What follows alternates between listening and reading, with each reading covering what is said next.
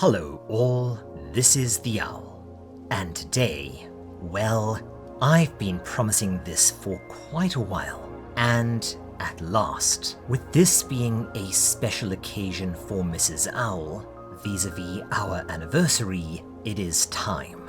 The Isekai genre is very much its own thing, with its own tropes, fan base, and style. In Japanese, this means another world, and it generally features a down-on-their-luck protagonist being transported from the real world to, well, a fantasy world usually. Often, but not always, by dying horribly. These worlds are oftentimes video game related, but sometimes just your standard Japanese fantasy worlds, where the protagonist's skills and knowledge are actually worth something. Of course, you also get reverse Isekais, where another world intrudes on our own, and none of these tropes are set in stone, but they're a good point for understanding the subgenre. It's also a pretty crowded subgenre, with a nearly infinite number of different stories being told, and today, we'll be looking at my absolute favorite one, and one that Mrs. Owl profoundly adores. Hell, I remember her twisting my arm to read this, saying that it would be the best thing I have ever read, after which I sort of went, yeah, this is even better than that time I was reincarnated as a slime, which up until that point was my favorite isekai. We've got a fair bit of ground to cover today, but before we get cracking, a few quick things. Firstly, I am going to be calling this an isekai and a manga, even though this is a sort of genre hybrid, and it's from Korea. Sorta kinda reverse isekai and manhwa would be more accurate, but I know that I would slip up and call it a manga at some point, so it is what it is. Secondly, this is kind of a long one, and so I am not going to go too deep into the story.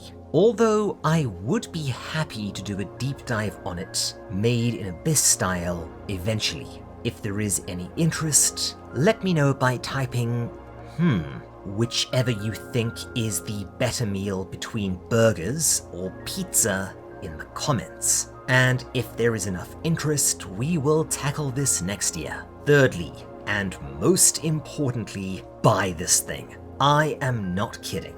If you are into this kind of badass power fantasy type of story, I think that it might be the best thing I have ever read.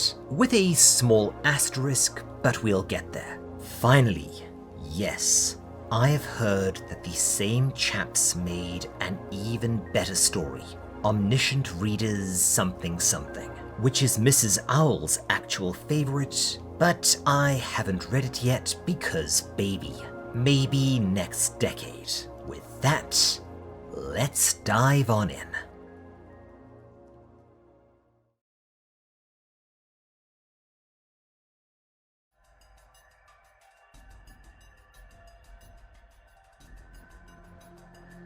So, when I say this is the best isekai I've ever read, I generally need to add an asterisk because solo leveling is, in essence, pretty straight up and a power fantasy. Kind of. Let me explain. If you are going in looking for a genre parody or an exploration of isekai tropes, this might not be it. But that's kind of the thing.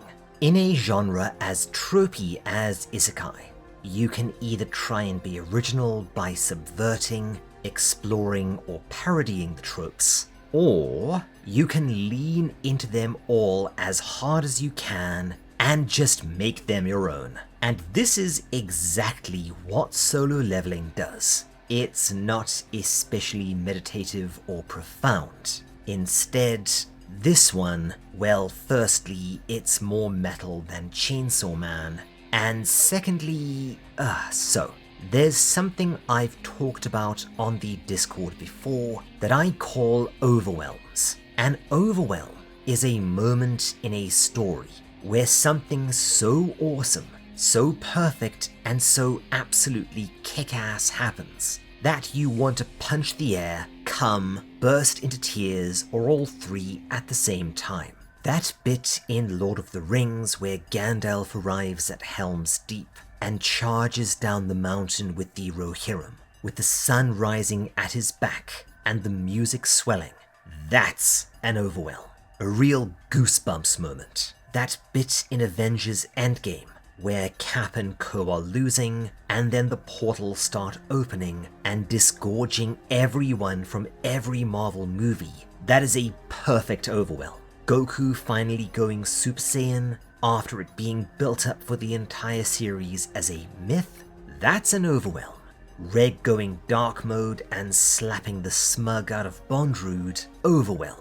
Every good action manga has at least one or two of these, and Solo Leveling, I swear, Solo Leveling is made of them. It's the Doom 2016 of isekais. It's the One Punch Man of isekais. Not so much focused on a compelling narrative or deep characterization. Instead, this one goes straight for your lizard brain that just wants to see awesome people being awesome and doing awesome things. Which isn't to say that the characterization is bad or anything, it's not. Hell, even most of the humor lands, and it even manages some real emotional haymakers here or there. It's just something that's focused on being just cool, and that is good enough sometimes. It's also a bit different to Japanese manga in that it's, what do you youngsters call it again? A webtoon? It's structured in such a manner that it can be easily read on phones. Linked, scrolling vertical pages, generally read from top to bottom.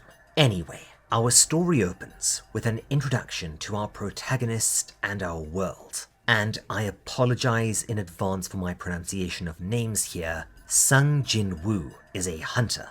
Superpowered individuals who are charged with clearing dungeons. Instanced openings to other worlds and full of monsters. If a dungeon is not cleared within a certain period of time, it breaches, and the monsters inside will enter the real world and wreak absolute havoc.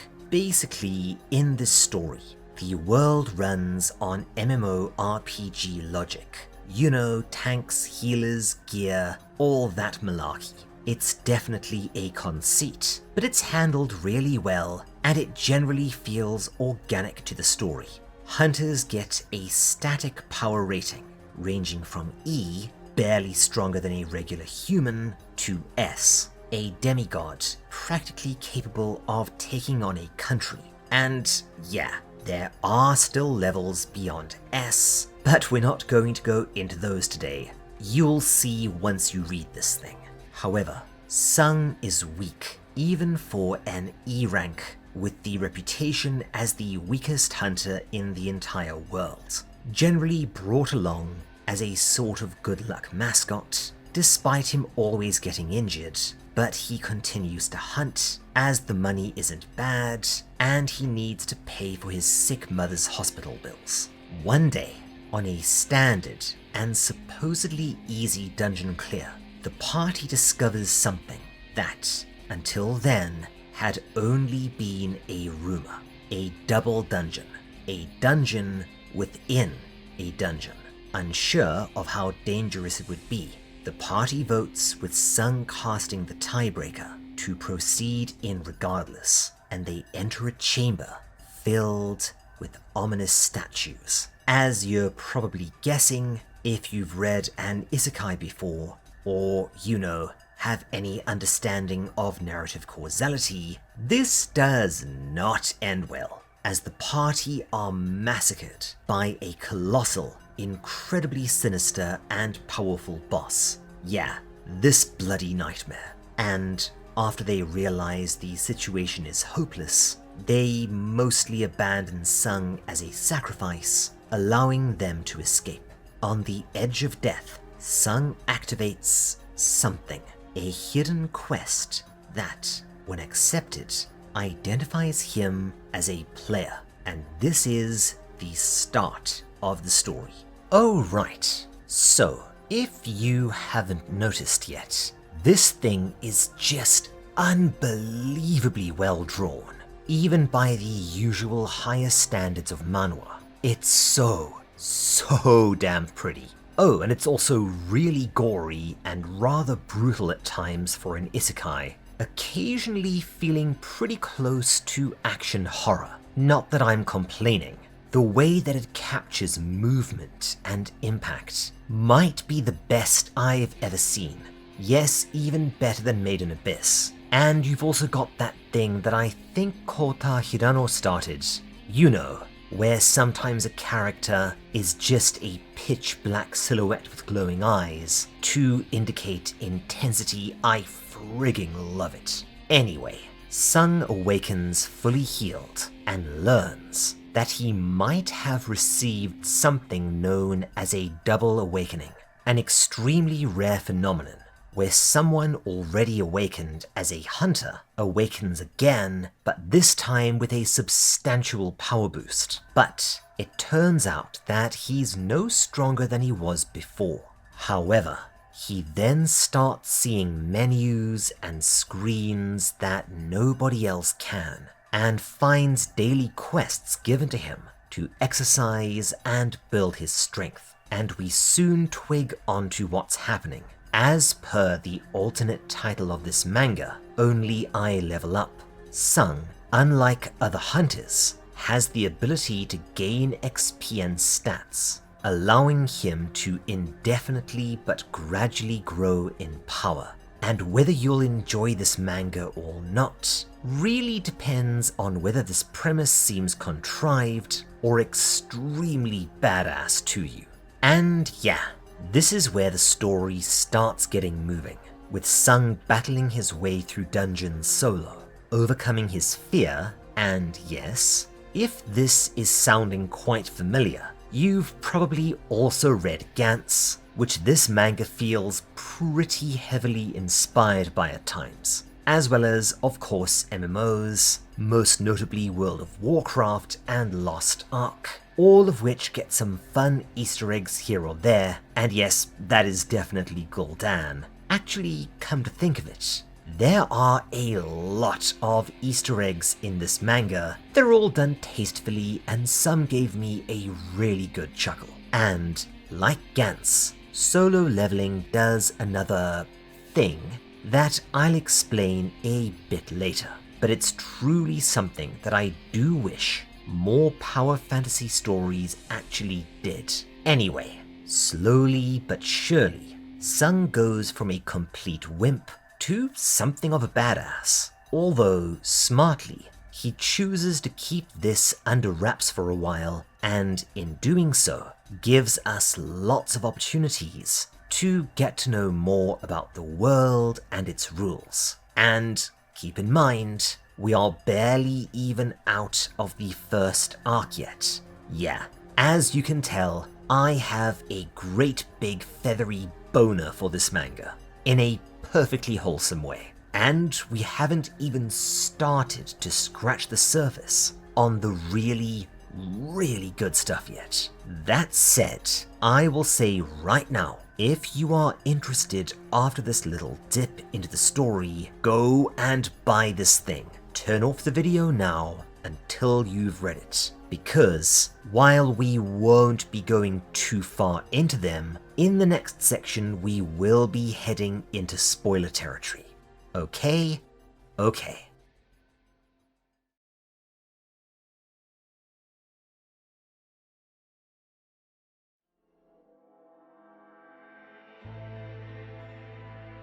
The next arc, and where we start seeing the shape the story will be taking, sees Sung join a party, entering a stronger gate in order to earn some money. We also meet the comic relief character Yu Jin-ho, who, yeah, there are a handful of things about this manga that kind of don't work, and Yu is one of them. I won't go too far into why, but let's just say nothing interesting ever really comes of him, and he occasionally takes up space in the story that could have been better used for some more characterization or, more ass-kicking. Fortunately, I think the writers realized this after a while, and he sort of vanishes. Anyway, it doesn't take Sung long to realize that there's something fishy here. And yeah, this is another thing that I really like about this manga. See, far too often you'll be reading something or watching something going, damn it, why don't you just use X ability or do Y? But Sung is a really smart protagonist, and so rarely does this frustration arise. Generally, the second you start wondering why he doesn't just do something or use a specific ability, he will almost immediately do that thing or use that ability or have something even sharper in mind. It doesn't sound like much, but trust me, it makes a difference to have a protagonist that isn't a colossal idiot. Sure enough, as the party approaches the spider-like boss of the dungeon,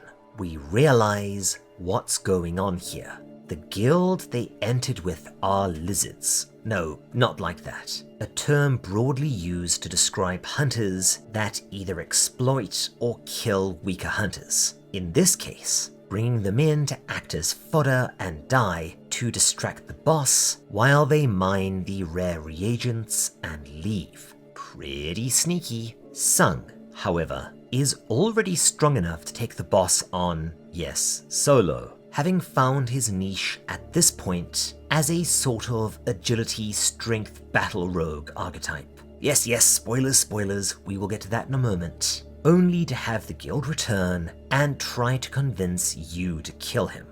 Then we get the first of many gigantic curveballs thrown at us, and a pretty interesting bit of foreshadowing, as Sung gets an emergency quest from whatever system turned him into a player. He must now kill the guild or he will instantly die. And yes, this is given every inch of the gravity it deserves. But if you were expecting it to be one of those stories where the protagonist finds some way around this, well, there's a reason that solo leveling is on this channel. Sung barely hesitates and straight up massacres them.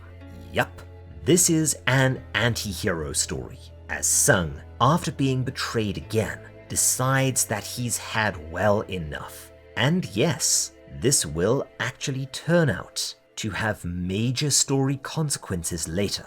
It's also to the credit of the writers that they managed to do a main character slowly losing humanity thing without ever turning Sung into an obnoxious edgelord, even when he does morally questionable things. But for now, he chills out and learns that as long as he doesn't get killed, he will always heal when resting.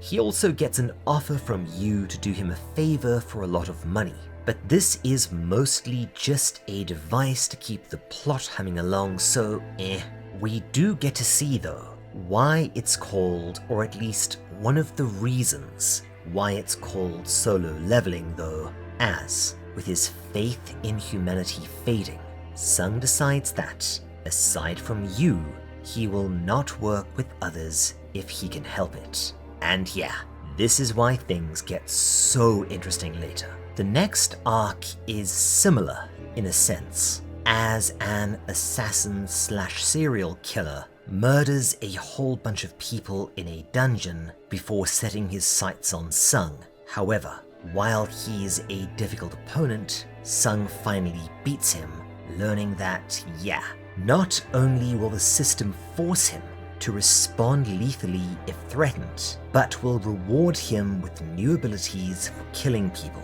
And this brings me to the one big thing that I frigging adore about solo leveling: tension. See, in most isekais, you've got two kinds of fights, generally speaking, at least for these power fantasy type things. easy fights that are mostly there for we messed with the wrong person comedic effect, or yeah, power fantasy, and impossible made to lose fights that are there to give the protagonist a goal or to establish the next big bad. Solo leveling doesn't really work like that. Yes, there are a few you really didn't know who you were messing with easy, funny, or schadenfreude fights, but for the big ones, no matter how strong and powerful Sung gets, it's usually desperate and almost always messy. Generally won not just via skill and courage, but by him using abilities in a clever way, or even finding some way to exploit the system in an unexpected manner, at least to start. Later on, when the manga gets really wild and power levels hit truly obscene levels, it's kind of its own thing. And I promise you, some of these fights have to be seen to be believed. Honestly, about the only other manga within this genre that I can think of that achieved this level of desperation in battles is Gantz, and that's pretty good company to be keeping because Gantz kicks all of the ass. And, believe it or not, is also where this meme came from. No, I'm not kidding. And yes, my mind was at least mildly blown when I found that out. Anyway, the story hums along nicely until we get to a quest that allows Sung to change his class, bringing us to, oh yeah, this dude, and one of the most iconic fights from the manga, and that one really cool AMV. Spoilery spoiler time, Sung winds up turning into a necromancer of a sort, able to resurrect fallen opponents as shadows, to fight alongside him as an army that can also gain levels, and yeah, this is where the story starts to get ridiculously awesome. And from here, even though we're not even a quarter of the way in, and that's with me skipping over a lot, I really do not want to spoil too much. This is a manga that I want you folks to go and read yourselves. And if you do want that deep dive, we can go further next year. Suffice to say, it's bloody awesome. And there is one twist towards the end that absolutely floored me. And suddenly, I had no idea where the story was going, and yeah, I love it when that happens.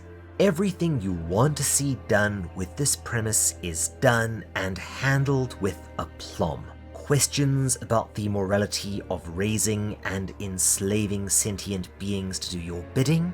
Yup.